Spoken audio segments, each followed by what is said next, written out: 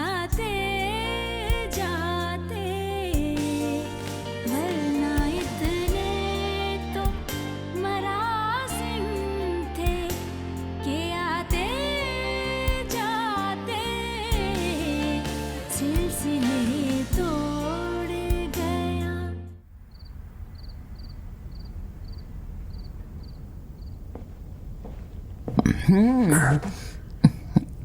غذا میخوری؟ نه دارم قهوه میخورم. خوبه.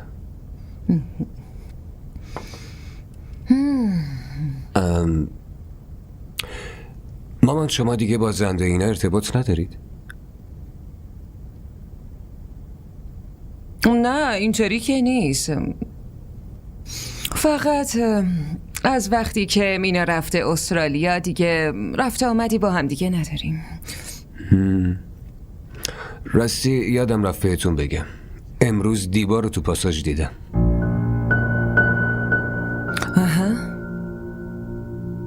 چیه گفتی؟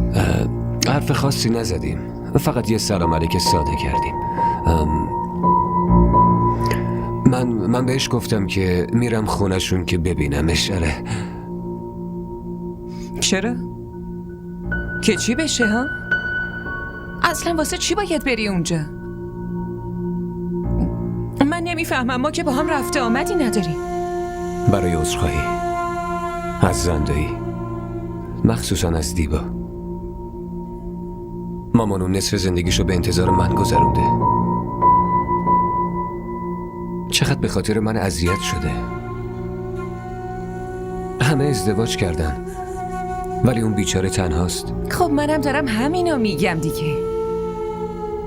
به خاطر یه نگفتن تو همه روابط تموم شدن، همه نسبت ها هم عوض شدن. هر کی رفته سر یه زندگی و همه آرزوها به باد رفته. ببین عبدالله، منم به خواهرت گفتم، الانم دارم به تو میگم که تو رو خدا این روابط رو باز خراب نکن. دوباره مصیبت داریم ما.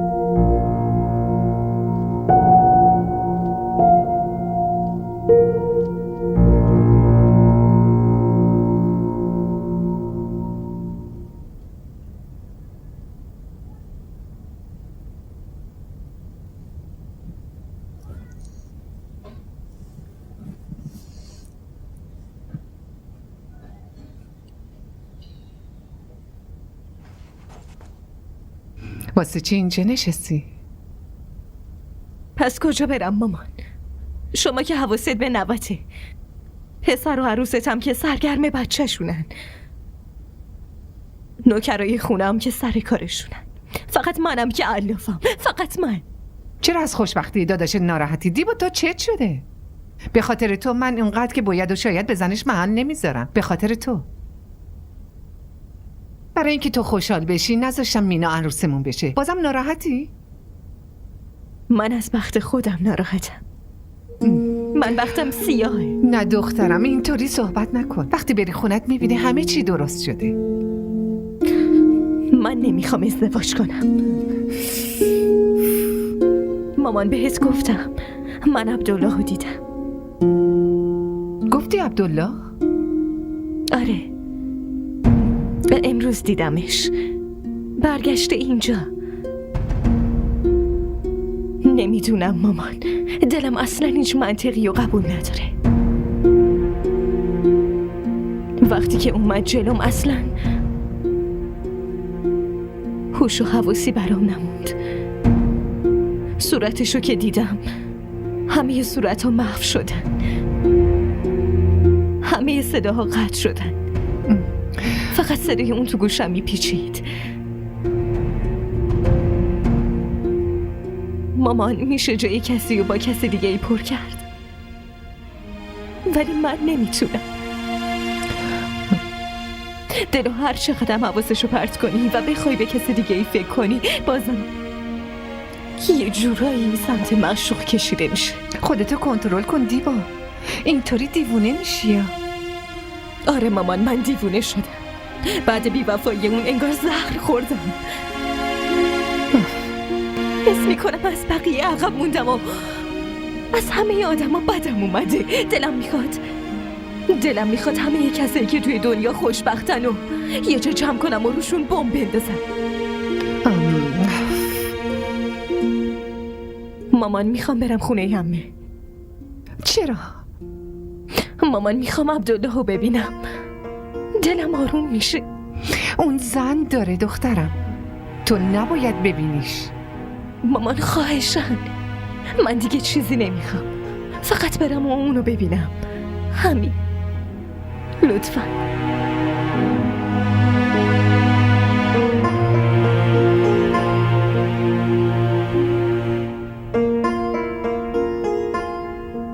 جانم قشنگم. چی شده؟ ها؟ به چی نگاه میکنی؟ چی؟ وای وای وای وای. باشه، بیا یه عکس بگیریم. بیا یه عکس با بابات بگیر.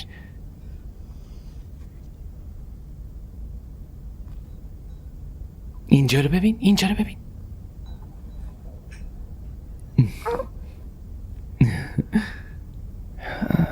ببین، بیا اینجا.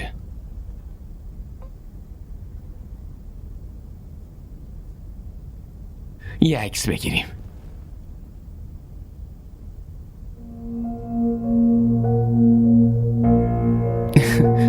این داره کجا رو نگاه میکنه؟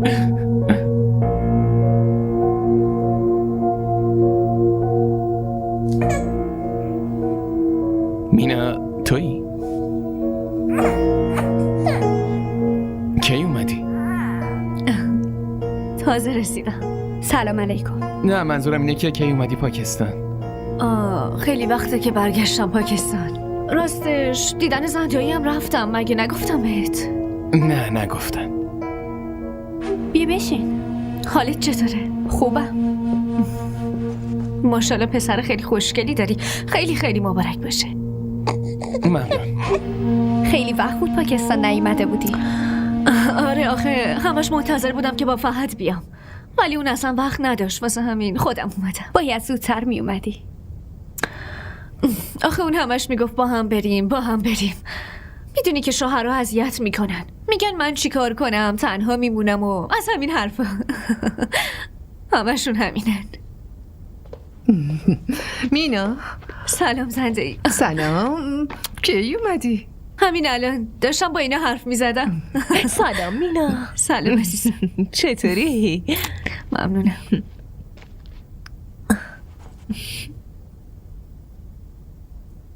میخوای بدش به من؟ باید بهش شیر بدم.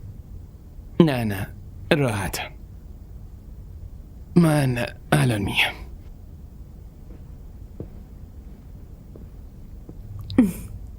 نمیدونستم داوودم میتونه از بچه نگهداری کنه. خونه باشه همش پیش خودشه.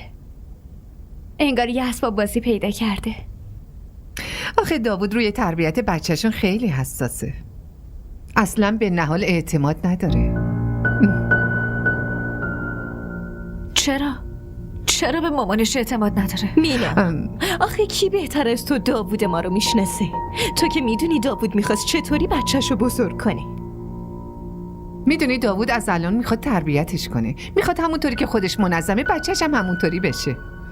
خوابش به موقع باشه، بیدار شدنش هم به موقع باشه، غذاش به موقع باشه. آخه این بیچاره که این چیزا رو بلد نیست. نه، خیلی به این چیزا اهمیت نمیده. برم براتون چای بیارم. مامان، شما خیلی به داداشم ظلم کردی. آخه چرا اینجوری اسیرش کردی؟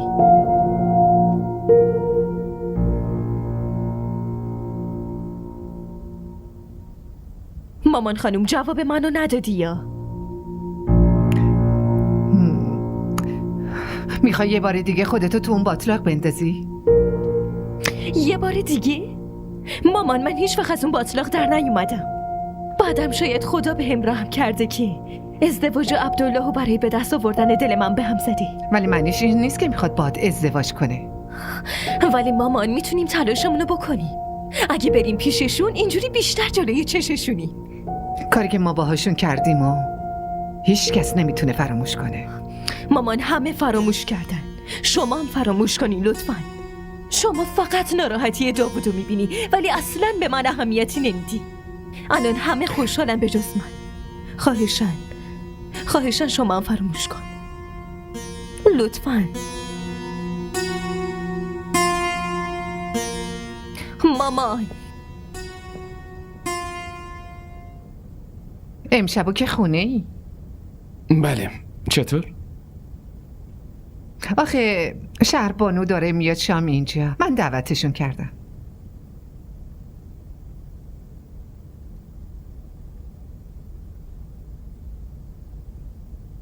انگار خیلی ازشون خوشتون اومده. راستش عبدالله میخواد عذرخواهی کنه.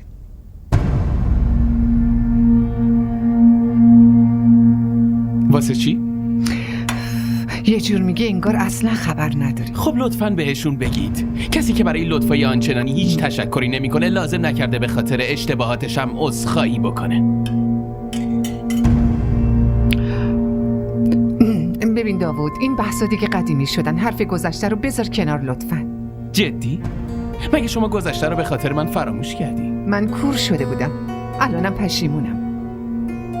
به خاطر رفتارهای مادر شوهرم اینا رو تنبیه کردم. از کجا میدونستم دخترای این دور زمانه همشون شوهرشون رو تو مشتشون میگیرن؟ چه از خانواده سطح بالایی باشن چه سطح پایین. مادر شوهر همه انگشتاشم بکنه تو عسل بذاره دهنشون، بازم دستشو گاز میگیرن. اگه میدونستم پسرم تو هر حالی بازم از دستم میره، به خدا قسم که دختر مورد علاقت رو برات میگرفتم، نه دختری که خودم بخوام. مامان خواهشن بس کن اینقدر الکی گلایه نکن. امروز اصلا حوصله ندارم.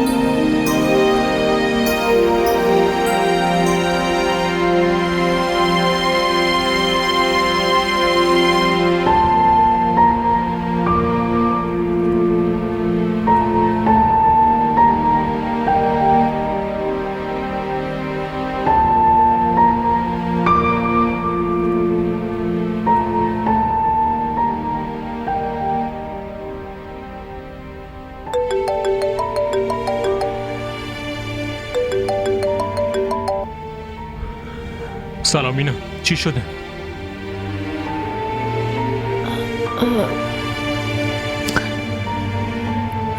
چطوری؟ ما که همین دیشب کلی حرف زدیم. بعد چند ساعت دوباره داری احوال پرسی میکنی؟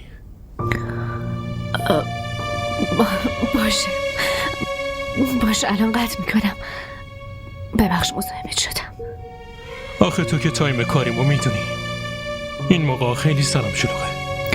آره میدونم، فقط دلم میخواست که باهات حرف بزنم، همین. خیلی خوب، شب بهت زنگ میزنم. خوبه؟ فعلا.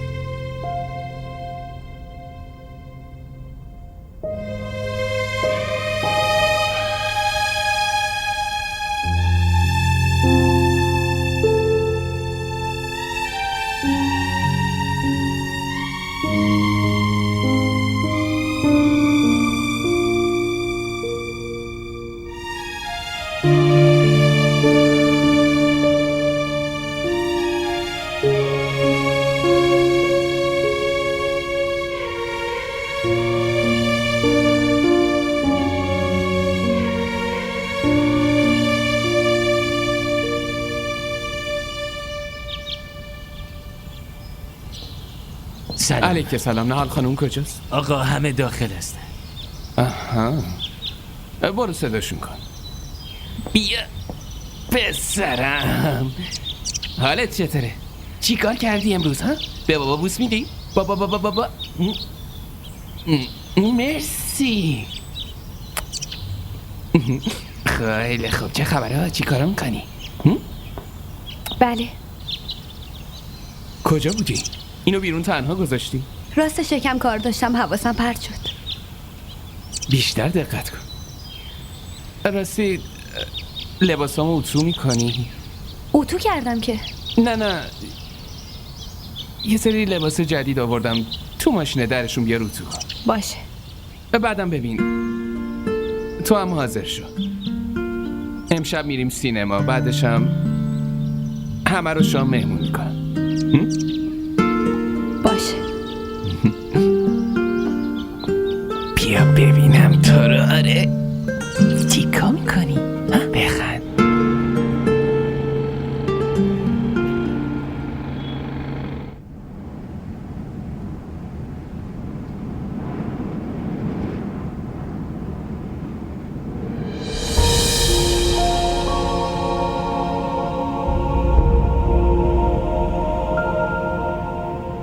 رنگ سفید خیلی بهت میاد. میدونی چیه؟ اون روزی که فهمیدم ما با هم نام زدیم، تو اون روزم سفید پوشیده بودی.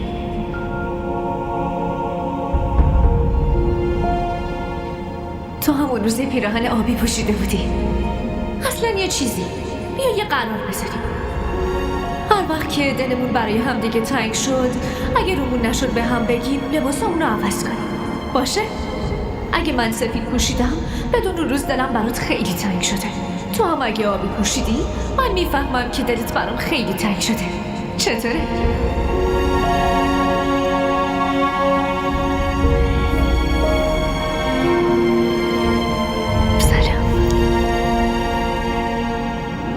سلام، حالت چطوره؟ خوبی؟ چه من خبر؟ خوبم. تو چطوری؟ منم خوبم. تو خوبی؟ میگم که هنوز خیلی به شروع فیلم مونده. خب بریم یه چیزی بخوریم؟ آره. آره موافقی؟ باشه بریم. خیلی خوب.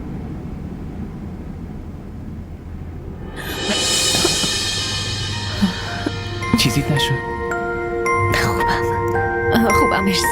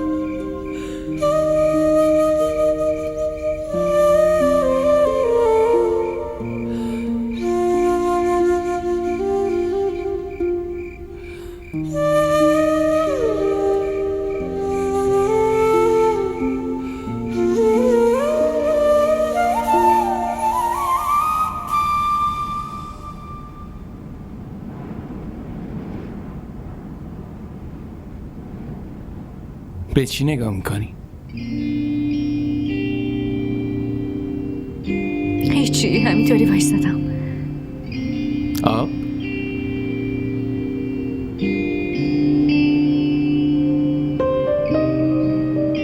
خیلی قشنگه نه؟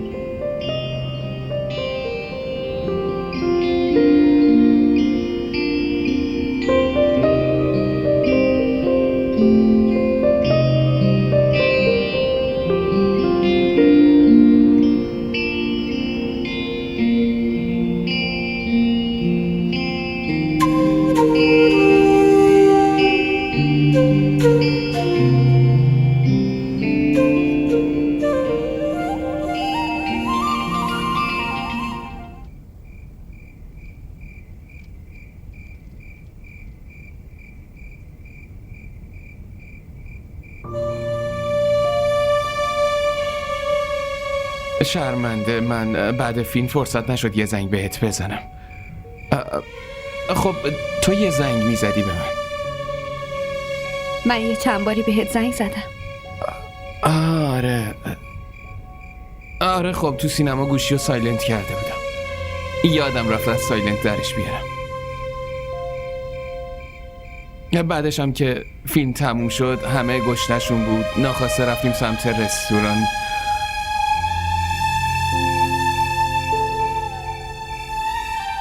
چی شده؟ چرا اینطوری نگاه میکنی؟ چی فکر کردی؟ این که از قصد تو رو با خودم نبردم؟ نه، اگه از قصد فراموش کنی از فراموش کردن بهتره. منم نمیخواستم بیام، تو گفتی، برای همین حاضر شدم. معذرت میخوام.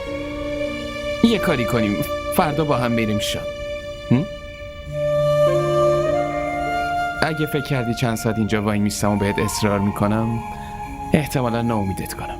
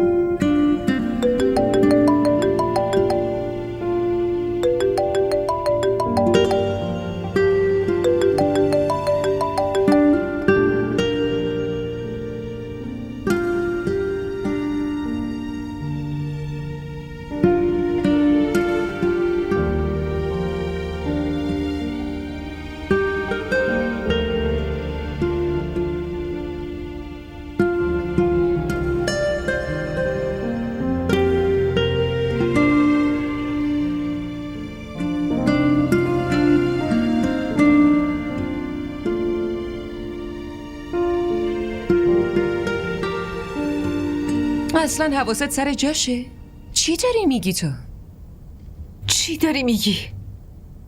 عبدالله، این همون رابطه‌ایه که ما با کلی بدبختی تمومش کردیم. خودم میدونم مامان، هر چی شده همه رو خودم میدونم. ولی الان دیگه همه چی درست شده. همه رفتن سر زندگیشون. فقط منم که هنوز دارم تقاص گناهامو پس میدم. اون دخترم همینطور که تو دنیا هیچ کاری جز دوست داشتن من انجام نداده. مامان، من که آخرش باید ازدواج کنم. چرا با دیبا عروسی نکنم که عذاب وجدانم هم تموم بشه؟ چه راحت تصمیم تو گرفتی؟ چه زود فتوا صادر کردی عبدالله؟ میدونی من چقدر این مدت عذاب کشیدم آخه؟ گفتم که خودم از همه چی خبر دارم. حتی بابتش ناراحتم هستم. اما این کجاش انصافه؟ چون تو نتونستی با داوود ازدواج کنی، منم نباید بتونم با دیبا ازدواج کنم؟ آره؟ ببین، تو کنار شوهرت خوشبختی، داوودم با زن خودش خوشبخته. مامان، منم میخوام خوشبخت شم. این مدت خیلی کنار هم اذیت شدم. دیگه میخوام با یه دختری ازدواج کنم که منو دوست داشته باشه، که بتونه منو بفهمه، منو جمع کنه. من دیگه حوصله ادای یه دختر جدیدو ندارم. لطفاً.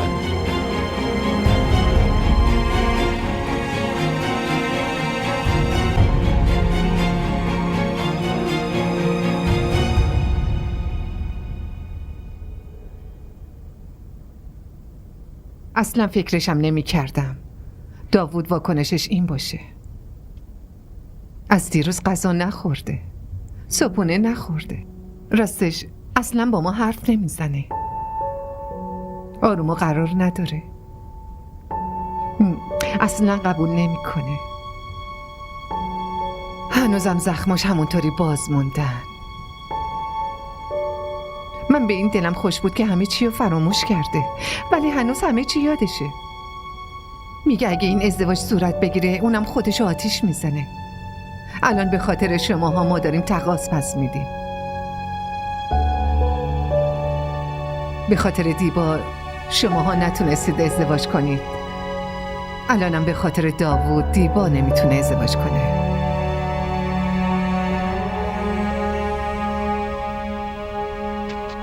مینا، خواهشاً تو با داوود حرف بزن.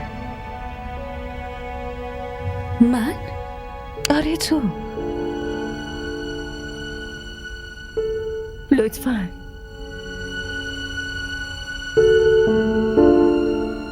خب اگه قبول نکرد چی؟ نه مینا، هر چی تو بهش بگی و قبول میکنه. از رفتارش قشنگ معلومه که هنوزم به تو علاقه داری.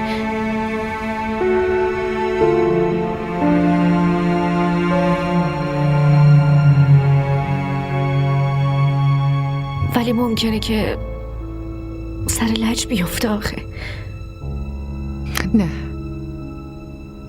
این به خاطر لجبازی نیست، به خاطر عشق زیاده.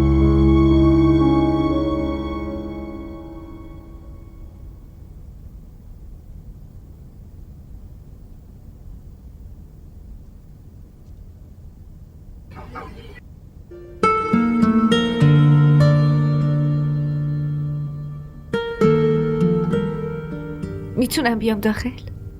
این دفتر به تعارفات تو عادت کرده. بیا.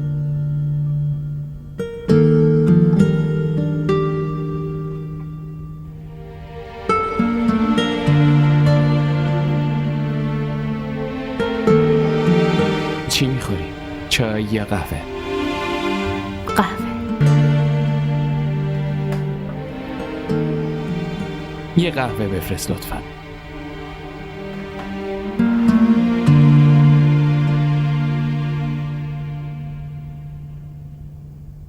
مینا، من میدونم برای چی اومدی اینجا.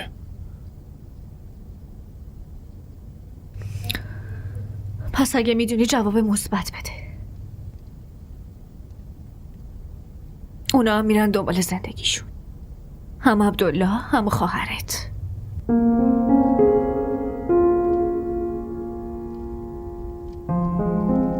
اونا دنبال زندگیشون نمیرن، دنبال دلشون میرن. ما رو جدا کردن، ما رو نابود کردن، حالا خودشون دارن یکی میشن. یعنی اینقدر الکیه؟ از یکی همه چی رو بگیری بعد دنبال بهشت باشی؟ غیر ممکنه. اگه اونا ازدواج نکنن چی به تو میرسه؟ ما که ازدواج نکردیم چی به اونا رسید؟ داوود، اونا این شانس آوردن که هر دوشون تنها تا بتونن به هم برسن. تو نمیخواد اونا رو تو بدشانسی زندگی ما دخیل کنی.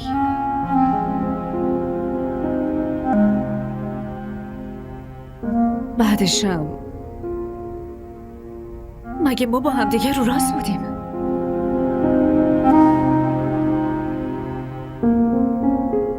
یادت نامزده که به هم خورد تو هیچ حرفی نزدی؟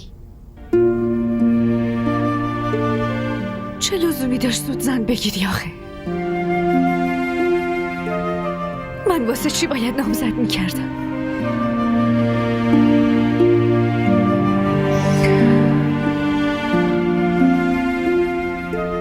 الان که ما دوتامون تو زندگیمون خوشبختیم، خب بذار اون دوتا هم طعم خوشبختی رو بچشن. تو به این میگی خوشبختی؟ ها؟ چی فکر کردی من خوشبختم؟ ما فقط داریم وظیفمون رو انجام میدیم، همینو بس. ما خودمون انتخاب کردیم که این وظایف تو زندگی رو دوشمون باشه. لطفاً تقاضاشو از خواهر برادرامون نگیر داوود.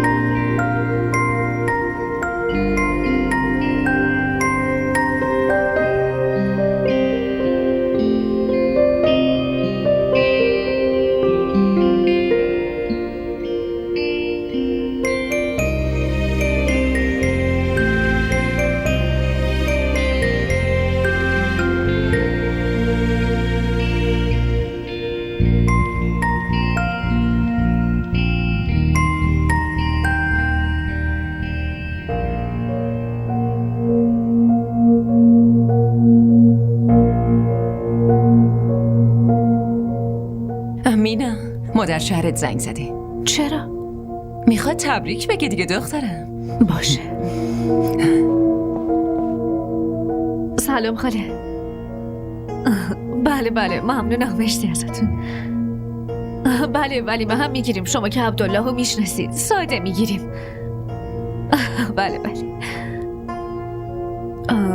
بله حتما. سلام فهد. ممنونم، برای تو هم مبارک باشه.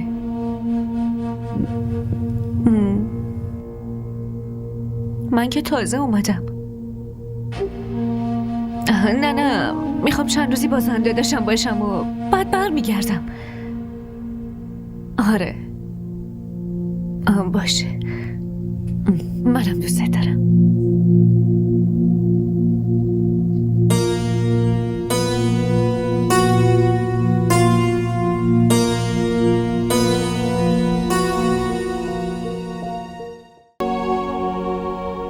مگه دارم دروغ میگم؟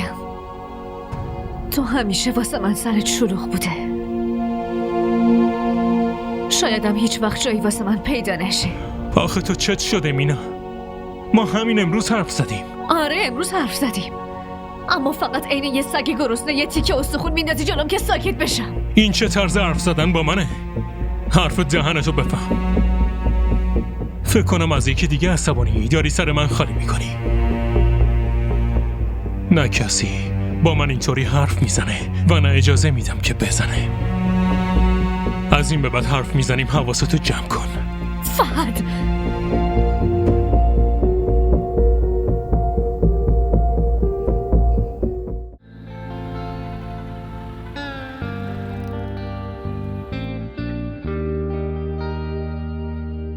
सिलसिले तोड़ गया वो सभी जाते जाते वरना DDTV ارائه کننده بزرگترین سریال های درامای ترکی، کره‌ای، پاکستانی دوبله شده به فارسی می باشد. لطفاً سابسکرایب کنید و عضوی از خانواده ما شوید.